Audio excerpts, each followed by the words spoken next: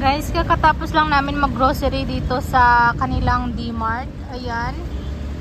Hindi siya masyadong kita. Tapos, aga pansin ito guys, yung mga pigeon.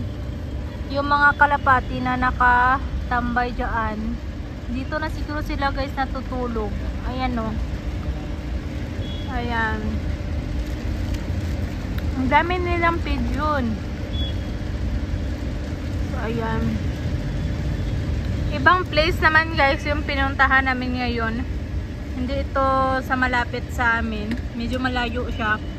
Magjo-joyride lang sana kami guys kanina. Kaso lang, nadaanan namin itong D-Mart. So, napapunta kami dito. Ayan yung pinamili namin. Ngayon ay kami uuwi na guys. So, ayun lang guys.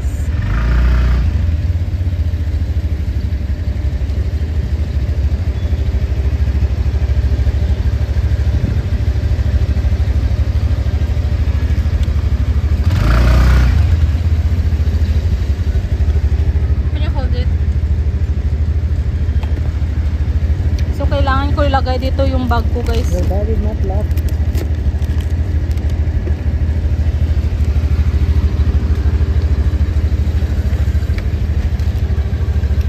Doon ko lang nilagay kanina yung cart ko. Oh. Kami uuwi na muna siguro guys, or kakain na lang kami sa labas.